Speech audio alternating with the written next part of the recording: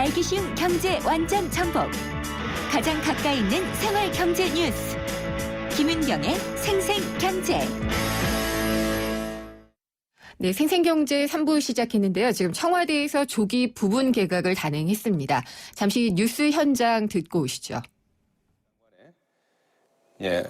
유일호 장관에서 강호인 전 조달청장이 내정이 됐고요. 해수부 장관에는 김영석 현 차관이 내정이 됐습니다. 장관 인사는 국토교통부 장관의 강호인 전 조달청장. 이 강호인 전 조달청장은 경제기획원에서 공직 생활을 했고요. 거시경제 같은 다양한 요직을 거친 경제 관료로 알려져 있습니다. 청와대 외교안보석의 김규현, 그리고 청와대 외교안보석에는 김규현, 다시 한번 정리해드리겠습니다. 장관에서 국토교토부 장관의 강호인 전 조달청장, 그리고 해양수산부 장관에는 김형석 전 해수부 차관, 그리고 김영석 차관의 해수부 주요 보직, 그리고 해양수산 비서관 역임했고요. 풍부한 경험과 전문성을 갖춘 것으로 알려져 있습니다. 다시 한번 전해드리겠습니다. 그리고 기재부 2차관에는 송원석 현 기재부 예산실장, 교육부 차관에는 이영 한양대 교수, 그리고 외교부 1차관에는 임성락 주 영국 대사, 국방차관에는 황인무 전 육군 참모 차장이 임명이 됐습니다. 잠깐 들어보시겠습니다. 박근혜 대통령께서는 오늘 국정과제와 개혁의 효율적인 추진을 위해 일부 부처에 대한 인사를 단행하셨습니다. 먼저 장관 인사를 발표하겠습니다.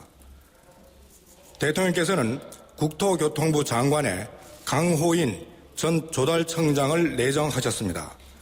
강호인 내정자는 경제기획원에서 공직 생활을 시작해서 거시경제, 예산, 공공정책 등 다양한 분야의 요직을 거친 경제 관료로 풍부한 공직 경험과 경제 전반에 대한 거시적인 안목을 바탕으로 주거 안정 등 국토교통부의 주요 정책 과제들을 풀어나갈 적임자입니다. 해양수산부 장관에는 김영석 현 해수부 차관을 내정하셨습니다.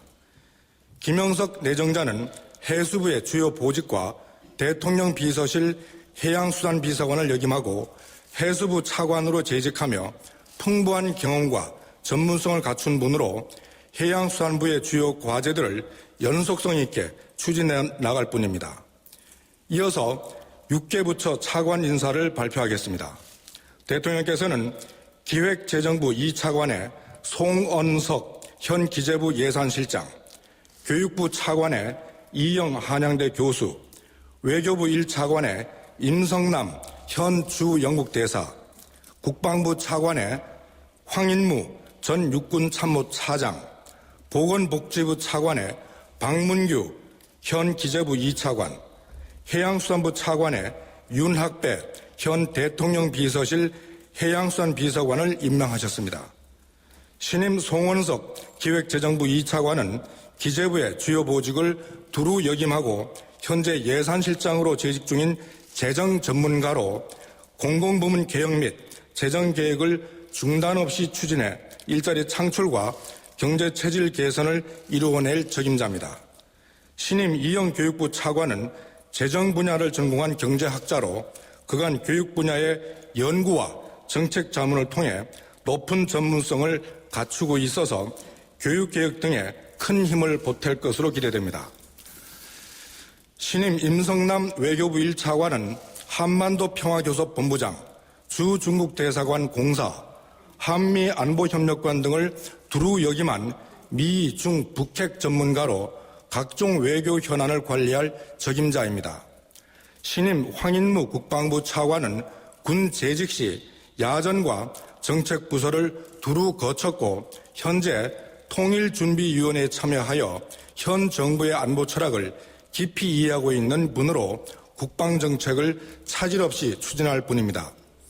신임 박문규 보건복지부 차관은 기재부 예산실장과 2차관을 거친 예산, 재정 분야의 전문가로 다양한 경제정책 경험을 접목해서 맞춤형 복지제도 정착, 복지재정 효율화 등 현안을 힘있게 추진해 나갈 책임자입니다. 신임 윤학배 해양수산부 차관은 해수부 주요 보직을 거친 후 대통령 비서실 해양수산비서관으로 재직 중이며 해양 및 수산 분야의 전문 지식과 현 정부의 정책 방향에 대한 이해도가 높은 분입니다.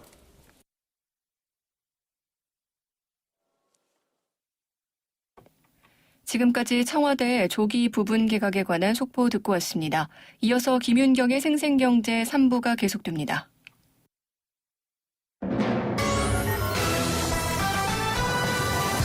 경제 뉴스의 진실과 오류, 생생경제가 떴다. 오늘의 생생 인터뷰는 네, 이번 인터뷰는요. 제3차 저출산 고령화 대책입니다. 효과 있을지 알아보겠습니다. 생생경제 3부 함께하고 계십니다. 정부가 어제 제3차 저출산 고령사회 기본 계획을 발표를 했습니다. 그동안의 저출산 대책을 보면은 기혼 가구가 양육 부담을 얼마나 줄일 수 있느냐 여기에 좀 초점을 뒀다면은요. 이번 대책에서 좀 주목이 되는 점은 만혼 늦게 결혼하고 비혼, 결혼하지 않는 이런 그 젊은이들에게 조금 더 방점을 둬서 해결을 해보겠다라는 정부의 의지가 나타나고 있습니다. 구체적인 내용 그리고 효과가 있을지 여부 알아보겠습니다. 서울대 보건대학원의 조영태 교수님 연결합니다. 조 교수님 안녕하십니까? 네, 안녕하십니까? 네, 어제 발표한 저출산 고령사회 계획 보셨죠? 네, 들었습니다. 네, 이번 대책을 보면은 조금 방향을 튼 것 같기는 한데 대책 어떻게 보시나요? 네, 일단 뭐 학계 출산율에 우리가 이제 좀 초점을 많이 맞추잖아요. 네, 이 학계 출산율은 두 가지에 민감하게 반응을 합니다. 하나는 태어나는 아이들의 숫자이고요. 예, 또 다른 하나는 언제 출산을 하느냐, 이 평균 출산 연령이에요. 네, 근데 지금까지는 그 아이의 숫자에 초점을 둔 정책을 이제 펼쳤던 거고, 근데 그게 별로 효과가 없어서 이제부터는 출산 시기에 초점을 둔 정책으로 변화를 한 겁니다. 그래서 크게 봐서 정책 변화의 이 방향은 틀리지 않은 것 같습니다. 아, 정책의 그 방향은 틀리지 않은 것 같다. 네. 근데 그러면은 지금 합계 출산율이 1.19명인가 그렇고요. 지금 1.21명 작년에 21명인가요? 예. 예. 그리고 지금 출산 연령, 아까 연령대가 중요하다고 말씀하셨는데 대략 네. 어느 연령대에 맞춰져 있나요? 지금 우리 이제 혼인하는 연령, 우리는 혼인에 대한 출산을 하잖아요. 네. 그래서 평균 혼인 연령이 여성이 거의 30세가 되었고요. 그러다 보니까 출산 연령이 지금 31에서 32세 사이에 와 있습니다. 아, 그 정도가 되고요. 네. 예, 그러면 이번 대책을 보면은 일단 결혼 안 하는 것과 결혼 늦게 하는 것을 좀 없애보겠다라고 하는데요. 그렇죠. 그러니까 예, 그 비용 부담이 거의 주거 문제에 그 주목을 해서 이걸 대책을 좀 지원을 해주겠다라고 했더라고요. 네, 맞습니다. 그래서 지금 정부가 파악하기로는 이 우리나라 출산율이 자꾸 이렇게 낮아지고 올라가지 않고 있는 이유가 혼인이 자꾸 늦어지고 출산 연령이 늦어지니 혼인을 하는 데 있어서 뭔가 지금 장애물이 뭔가 그 장애물을 좀 이제 없애주자. 그래서 그 방향으로 나온 게 주거 문제를 본 것 같습니다. 네. 그래서 보면은 근데 뭐 돈을 주겠다고 하지는 않을 테니까요. 다 대출을 받을 수 있도록 좀 지원을 해주겠다라고 했는데 글쎄요, 교수님은 어떻게 보시는지 모르겠지만 저는 이 정책을 다 집이 있고 그다음에 뭐 외벌이라도 좀 살만하신 분들이 내놓은 게 아닌가라는 생각이 좀 들기도 해요. 네, 맞습니다. 이게 지금 그러니까 이 방향 자체는 틀린 게 아닌데요. 네. 진단을 했으면은 이제 진단에 대한 대책이 나와야 되잖아요. 그렇죠. 근데 대책이 너무나도 지금 미흡해요. 뭐 첫 번째는 뭐 1억 그동안 1억을 줬는데 이걸 1억 2천만 원으로 늘려주겠다. 그러니까 주는 게 아니죠. 주는 게 아니라 빌려주는 거죠. 예. 근데 과연 이 전세 자금을 올려주면 빚이 더 커지는데 그 빚을 받아서 결혼하고 애를 낳을 사람이 누가 있겠느냐 실질적으로. 네. 지금처럼 전세 자금이 계속 지금 전세금이 뛰고 있잖아요. 이런 상황에서 저축을 할까요? 아니면 애를 낳을까요? 당연히 저축을 하려고 하죠. 저도 그렇게 생각합니다. 그리고 2년 뒤에 만약에 전세 그 보증금을 올려달라 그러면 그럼 국가가 내가 또 줄 거냐 돈을. 아니죠. 그렇지 않거든요. 예. 그러니까 결국은 이거 근본적인 대책이 아니기 때문에 제가 생각할 때는 아무런 효과가 없을 것 같습니다. 그럼 교수님 생각하시기에는 저출산 문제로 비혼이나 네. 만혼이 늘어나고 있는 것은 그러면 어떤 식으로 풀 수 있다고 보시나요? 그러니까 이거를 단기적으로 풀 수 있는 가능성은 없을 것 같아요. 예. 좀 장기적인 관점에서 좀 봐야 될 것 같은데 저는 이 부동산을 틀린 거는 아닙니다. 부동산으로 보고 있는 거는. 왜냐하면 부동산이 예. 워낙 비싸기 때문에.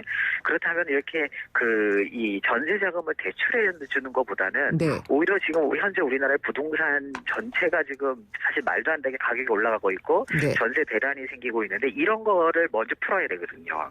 그러니까 부동산 전체 시장, 네.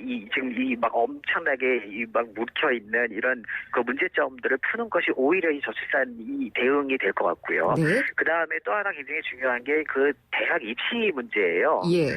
지금 우리가 그러니까 학생이 아니라 이렇게 젊은 친구들이 계속 이렇게 혼인을 늦게 하는 이유는 일단 대학을 졸업을 하고 그다음에 대학을 졸업했기 때문에 눈높이가 높아지니까 예. 거기에 맞는 직장을 찾으려고 하고 그래서 계속 늦춰지는 거거든요. 네. 근데 그거를 과연 우리가 대학을 모든 사람이 다 18세에 대학을 가야 되느냐? 그런 이제 근본적인 이 생각부터 좀 바꿔야 될 것 같고, 그 다음에 아이가 있는 집은 애들을 하나에서 둘 낳기 꺼려하는 이유 중에 가장 큰 게 지금 얘기가 나오는 게 바로 이 대학 입시를 준비하기 위한 돈 드는 거거든요. 사교육비죠.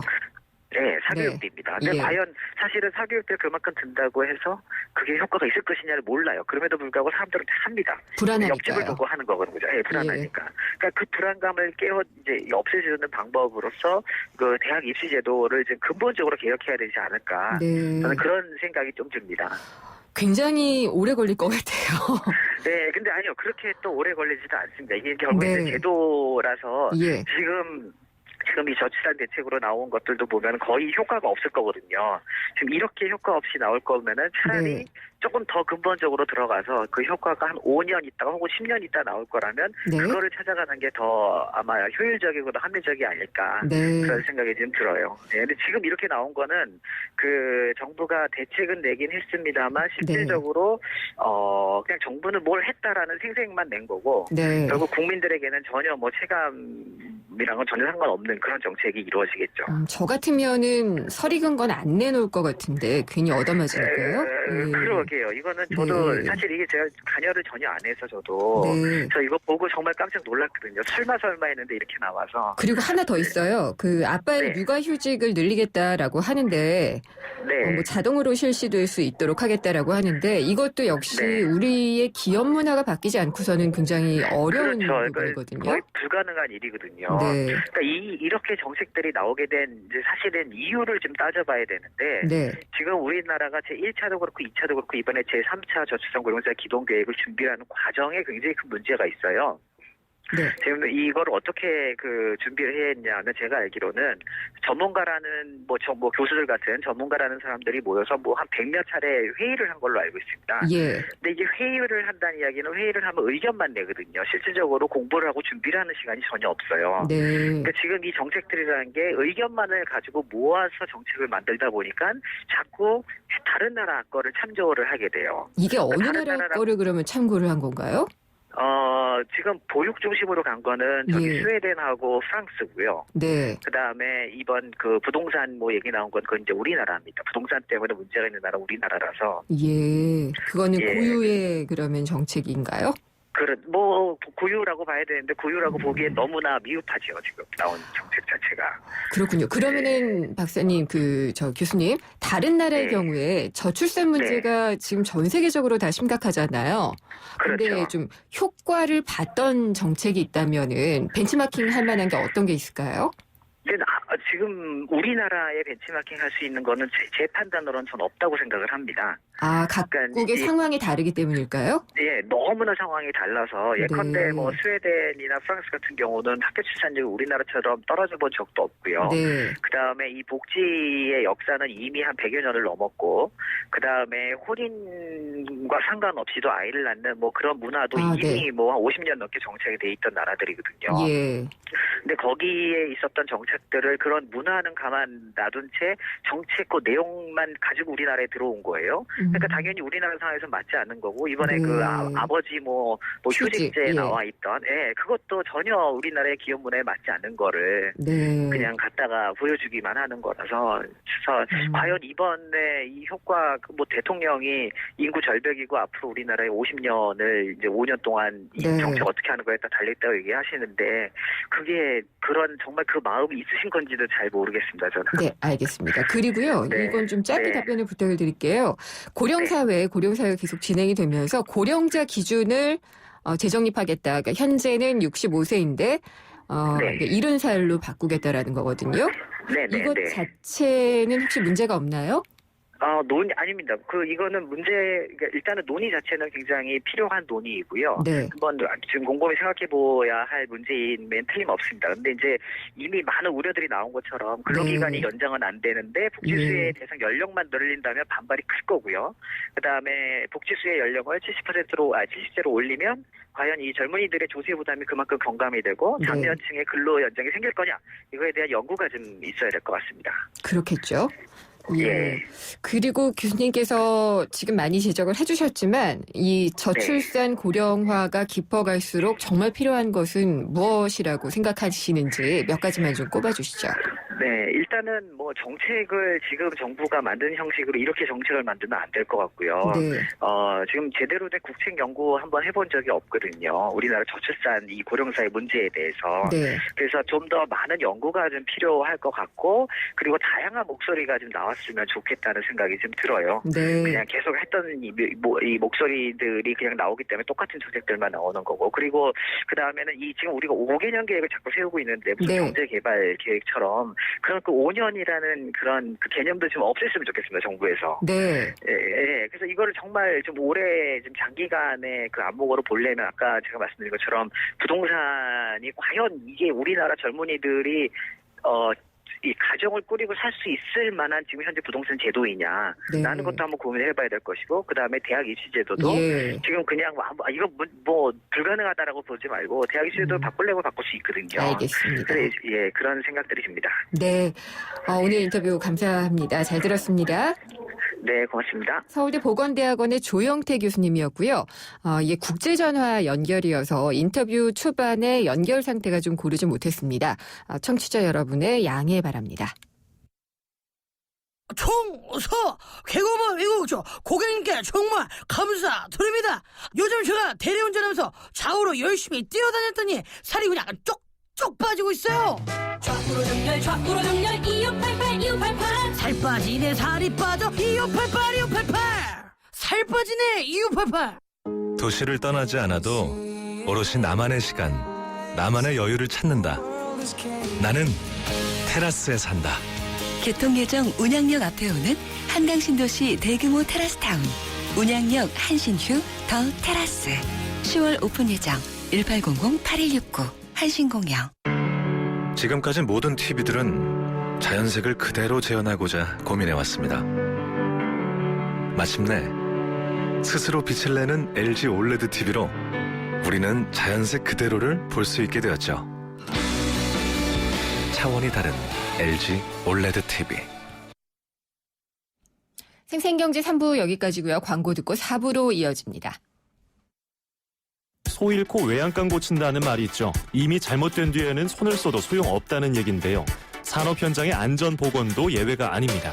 오는 11월부터 산업재해 예방을 위해 지게차 부딪힘 사고 예방 집중 활동이 전개됩니다. 지게차의 부딪힘 사고 예방을 위해서는 첫째, 지게차는 정해진 운행 경로로 이동하고 둘째, 운전자는 과속과 과적 금지는 물론 운행 시 시야를 꼭 확보해야 합니다.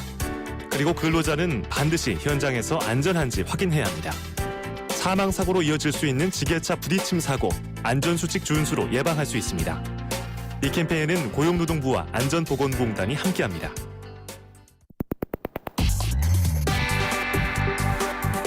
어려운 경제학은 가라. 귀에 쏙쏙 들어오는 김인경의 생생경제.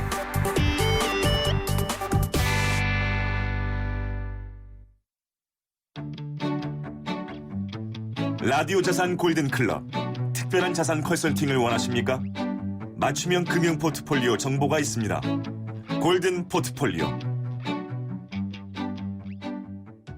네, 골든 포트폴리오 시간이고요. 오늘 김창수 하나은행 서합구정 골드클럽 PB센터장 전화 연결돼 있습니다. 안녕하십니까? 네, 안녕하세요. 네, 오늘 이 자산가 VVIP를 골든 포트폴리오 소개해 주실 사연은 어떤 건가요?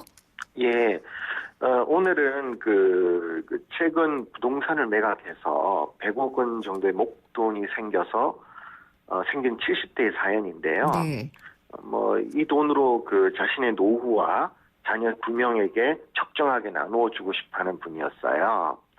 그래서 한 분은 사업하는 아들한테는 장업악은 현금으로 주기보다는 작은 상업용 부동산 1개 정도 사주고 싶어 하셨고요. 네. 미국에 살고 있는 딸에게는 현금으로 주고 하셨습니다. 아, 그렇군요. 100억 원이면은 상당히 큰 금액인데. 네. 근데 이게 부동산으로 상속을 해주는 게 현금으로 물려주는 것보다 더 유리한가요? 불리한가요? 사실은 그거에는 경우마다 조금씩 다른데요. 예. 과거에는 일반적으로 부동산의 경우에는 기준 시가로 상속 재산을 평가하기 때문에 시가하고 기준 시가 차이만큼 더 싸기 때문에 부동산으로 하는 경우가 더 유리하다고 했습니다. 예. 그런데 이제 이분 같은 경우에는 사실은 아주 70대이기 때문에 그 부동산이 향후의 가치라든지 좀 최근에는 시가하고 기준 시가의 차이도 많이 줄어들었기 때문에 네. 최근에는 또 약간 상속 다툼 이런 문제도 좀 있어서 가격이 어느 정도 되면은 약간은 이제 현금성 하는 분위기가 있어요. 최근에는요. 아, 그렇군요. 이분 같은 경우에는 한 100억 원 정도 매각하고 나면 양도세를 한 20억 정도 내서 한 80억 정도 가실 수 있는데요. 네. 그러면은 그 정도 자산이면은 다른 자산이 없으면 한 상속세로 한 30억 원 정도 내야 됩니다. 그렇군요. 예, 네. 그래서 이분은 지금은 이제 상속세로 부동산으로 하는 것도 유리하지만은 나중에 부동산만 있을 경우에는 상속세 30억이라는 돈이 현금이 없기 때문에 네. 그 상속세를 내기 위해서 대출을 받는다든지 급하게 부동산을 팔아야 된다는 이런 문제도 있기 때문에 이분의 같은 경우에는 부동산을 매각하는 게 좀 더 타당해서 매각한 걸로 보여집니다. 그러면은 20억 원 양도세 내고 80억 원이 남았잖아요. 예. 이걸로 아들한테는 상업용 부동산을 주고 딸한테는 현금으로 주겠다 그랬는데 본인의 노후 자금도 또 필요하잖아요. 그렇죠. 그래서 이제 약 한 20억 원 정도를 자신과 배우자의 노후 자금용으로 이제 생각을 해 주시고요. 네. 그거 주시라 그랬고, 아들에게는 한 40억 원 정도 내외로서 부동산을 구입하는 자금으로 빼두라 그랬고요. 한 20억 원 정도를 따님한테 주면 좋지 않겠느냐. 네. 그렇게 협의를 했었습니다. 증여하는 것은 또 방법이나 절차가 있을까요?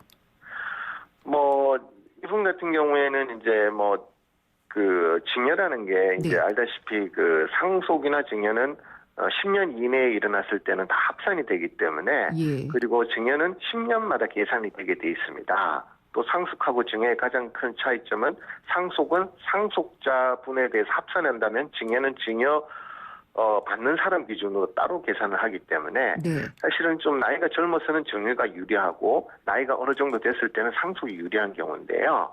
이분은 70대이기 때문에 지금 평균 수명으로 보면 80대까지 살 수 있기 때문에 일부는 한번 증여를 하고 네. 나중에 일부는 증여 상속으로 돌리는 게 좋지 않겠느냐 그렇게 좀 방향을 잡았습니다. 그러면은 그 아드님한테 주시고 싶은 금액이 한 40억 원 정도잖아요. 이걸로 네. 부동산을 사주고 싶어 하시는 것 같은데 어떤 식으로 조언을 해주셨나요?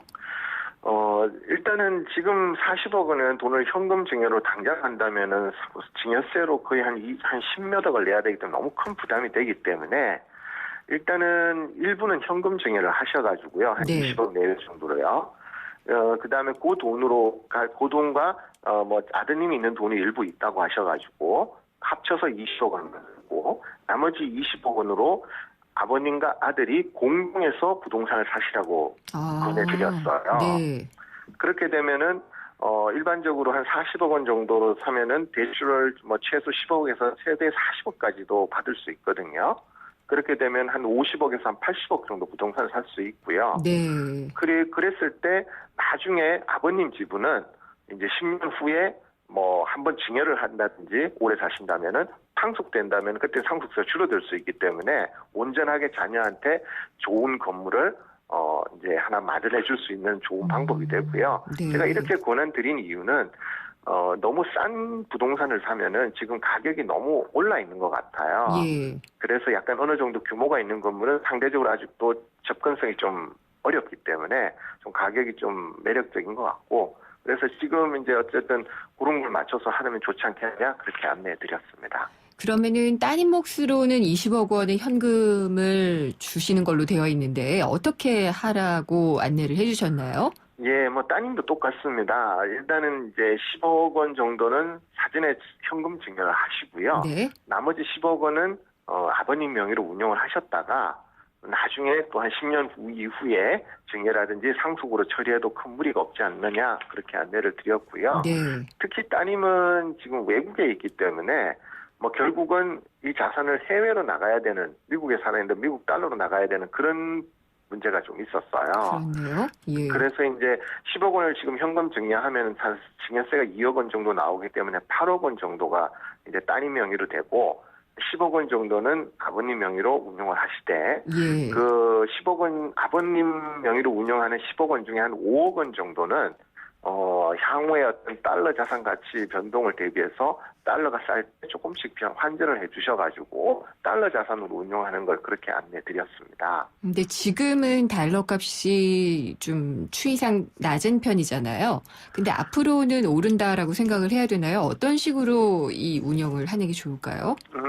뭐 사실 달러 자산도 지금 보면은 지금 한 50원 수준에서 1,200원 수준까지 지금 요 한 몇 년 사이에는 박스권에 움직이고 있는데요.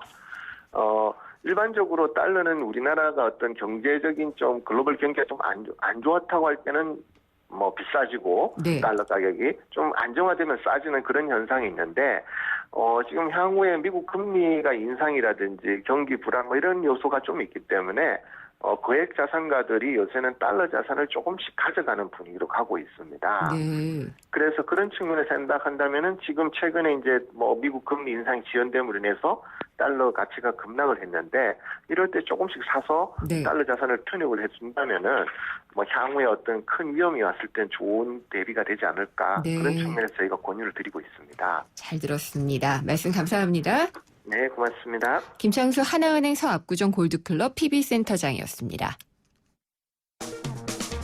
대외 의존도 높은 한국 경제의 필수 지침, 세계 경제가 우리 장바구니에 미치는 영향. 글로벌 경제 이슈.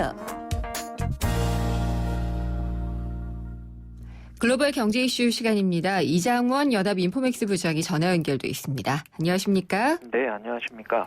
중국의 생활 수준이 전보다는 확실히 나아졌잖아요. 네네. 나타난 변화가 여러 가지 있는데 그 중에 하나가 영화 관람객이 많아진 거라고 하죠. 예, 그렇습니다. 그래서 이제 중국이 앞으로는 세계 최대 영화 시장이 될 수도 있다라는 얘기까지 나오네요. 네, 거기에 덧붙여서 2년 뒤엔 할리우드를 추월할 거다. 뭐 이런 얘기도 나오고 있고, 네. 뭐 인도는 발리우드, 뭐 중국은 찰리우드. 이런 얘기도 나오고 있는데요. 예. 중국 영화 시장이 지금 이제 성장의 어떤 초입 국면이다, 이렇게 좀 볼 수 있고요. 매년 그 30% 이상 성장하는 그 초고속 성장을 진행하고 있고, 또 올해 흥행 수입만 해도 무려 7조 원이 넘는다고 합니다. 이게 삼성전자가 분기 영업이익이 7조 원인데 중국에서는 영화로 1년에 7조 원을 이제 벌어들인다는 얘기고요. 예. 2017년에는 연 11조 원의 흥행 수익을 거둘 거다. 영국 이코노미스트가 이렇게 보고 있습니다. 그래서 세계 최대 영화 시장이 바로 중국이 될 것이다, 이렇게 이제 얘기를 하고 있는데요. 중국 경제가 이제 오늘 뭐 성장률 나왔지만 계속 그 성장률은 꺾이고 있고, 중국 경제가 앞으로 괜찮은 거냐, 미래에 대한 그런 불안한 시선이 나오고 있는데, 영화 산업만큼은 그렇지 않다. 우리나라도 과거에 IMF 이후에 영화 시장, 영화 산업이 급격히 이제 발달을 했는데, 제조업을 중심으로 이제 산업 발달한 이후에 이제 중산층이 많아지면 그 중산층들이 문화 소비를 하기 때문에 영화 산업도 성장할 거다. 뭐 이런 논리로 볼 수 있고요. 우리나라 영화 흥행의 바로미터가 1,000만 관객 동원인데요. 중국은 이제 워낙 인구가 많다 보니까 웬만한 영화는 일주일에 1,000만 관객을 동원한다고 합니다. 그렇군요. 그래서 실제로 이제 중국 영화 착요기라는 영화가 있는데 9월 달에 관객 6천만 명을 동원했다고 하고요. 이번 국경절 연휴에 중국 영화 로스트 인 홍콩이 이제 개봉을 했는데 이거는 착요기보다 더 흥행 성적이 좋을 거다. 네. 그렇게 좀 기대가 되고 있다고 합니다. 알겠습니다. 네. 중국 영화 시장은 또 크는 것 같고 옆 나라 일본 얘기를 해보면은 아베노믹스 때문인지 아니면 뭐 강요된 건지 모르겠지만 채용 시장이 훈풍이 불고 있다라는 소식이 들려요. 예. 근데 이게 어떻게 가능하죠? 예, 일단 뭐 데이터부터 좀 말씀을 드리면요. 네. 일본 기업들, 니온 게이자이가 이제 설문조사를 했는데, 대졸 채용이 5년 연속 확대되고 있다고 하고요. 네. 내년 봄 입사 예정인 대졸 채용 내정자 수가 올해 봄보다 2.7% 늘어날 거라고 합니다. 말씀하셨듯이 이제 아베노믹스 때문에 수출 기업들이 지금 돈을 많이 벌고 있고요. 그다음에 일본 금융권에서 인수합병이 좀 많이 나오고 있는데 네. 인수합병 이후에 뭐 새로운 영역을 확장하거나 사업 확대를 위해서 채용을 늘리고 있다고 합니다. 그래서 종합금융회사인 미주호 파이낸셜 그룹 같은 데는 채용 예정자 수가 40%나 늘어났다고 하고요. 다이이치 생명도 20% 정도 늘어나고 있는 그런 상황이고 제조업도 마찬가지입니다. 지금 엔저 때문에 사업 환경이 개선되는 전기, 철강 이런 업종에서 채용이 늘어나고 있고요. 네. 일종의 아베노믹스 효과라고 분명히 이제 볼 수 있는데 이제 이렇게 되다 보니까 기업들이 이제 안달하는 상황이 이제 되고 있고요. 그래서 일본 채용 시장에서 요즘 유행하는 게 우리가 학생들을 채용해 줄 테니까 대신 학생들은 다른 회사에 지원하지 말라. 네. 이런 거를 이제 서약서를 쓰게 한다거나 또 취업 포털 사이트에서 회원 탈퇴를 해라. 그러니까 네. 채용을 시켜줄 테니까 취업 포털 사이트에서 탈퇴해라. 이런 것들을 이제 강요한다고 하는데 기업들이 사람 구하기 어려워지다 보니까 이런 관행들이 유행하고 있다고 합니다. 다른 건 몰라도 일자리 때문에 이렇게 구인을 많이 하고 있다는 건 되게 부럽네요. 네, 우리나라는 요즘 뭐 청년 실업 문제 네. 심각한데 일본 같은 경우에는 뭐 부러운 시선으로 봐야 될지 참 네. 오가는 그렇군요. 예. 근데 브라질 경제가 별로 안 좋다. 특히 이제 브릭스 가운데에서 그렇다고 하는데 남미 쪽이 지금 다 좀 힘든가 봐요. 예, 이제 브라질 같은 경우에 이제 국가신용 등급이라고 하면 그 나라 경제 얼굴이라고 할 수 있는데 이 등급이 내려가고 있는 건 브라질 경제가 지금 총체적 난국을 겪고 있다. 이렇게 볼 수 있고요. 과거 우리나라가 1997년 IMF 위기를 맞기 전에 신용등급을 계속 강등당하면서 이제 위기를 맞았는데 브라질도 좀 비슷한 상황으로 가고 있습니다. 2014년 작년이죠. 월드컵 전까지는 브라질 경제가 승승장구했는데 네. 그 이후에 이제 계속 내수 경기가 꺾이고 국제 유가가 급락하면서 브라질의 어떤 외화벌이가 시원치 않게 되고 또 최근에는 이제 대통령이 탄핵 위기에 네. 직면하고 있다고 해서 이 정치적 불확실성까지 겹쳐서 그야말로 이제 뭐 내후외환 최악의 위기 상황으로 가고 있는데 신용평가사들이 브라질 등급을 내리는 건 이런 것들을 이제 반영한 거고요. 예. 또 여기에다 브라질 국영기업 페트로브라스가 정재계 비리에 지금 휩싸여 있고, 정치권 재계 노조 이런 쪽에 이제 기득권 투쟁이 계속되고 있어서 좀 위기를 극복하기 쉽지 네. 않아 보인다. 알겠습니다. 그런 얘기가 나오고 있습니다. 네, 오늘 말씀 잘 들었습니다. 감사합니다. 예, 감사합니다. 연합인포맥스의 이장원 부장이었습니다.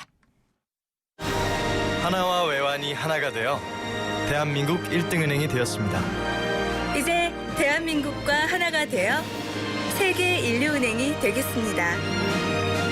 대한민국 금융 만세. 세계적인 대한민국 1등은행 KEB 하나은행. 안녕하세요. 유플러스 모델 보아입니다. 최신 영화 미드부터 인터넷 강의와 맛집까지 보고 싶은 비디오를 검색하면 카테고리별로 보기 쉽게 정리해주는 국내 최초 LTE 비디오 포털. 이제 보고 싶은 비디오 마음껏 즐기세요. 지금까지 모든 TV들은 자연색을 그대로 재현하고자 고민해왔습니다. 마침내 스스로 빛을 내는 LG 올레드 TV로 우리는 자연색 그대로를 볼 수 있게 되었죠. 차원이 다른 LG 올레드 TV. 금융회사에게 묻습니다. 안정적인 수익에는 뭐가 제일 중요할까요? 어떻게 해야 제 연금을 잘 키울 수 있죠? 미래에셋증권이 답합니다. 글로벌 자산 배분하세요. 세액공제로 절세 효과까지 준비된 연금 전문가 미래에셋증권. 투자 손실에 유의하세요. 김은경의 생생경제 4부 포스코 그리고 마지막 안주 숙취해소 캔디 키스립과 함께했습니다. 오늘 생생경제에서 마련한 선물은 7532님의 한 분한테 드리고요.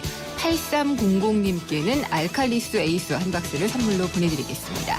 오늘 준비한 수는 여기까지고요. 다음 시간에 찾아뵙겠습니다. 김은경이었습니다.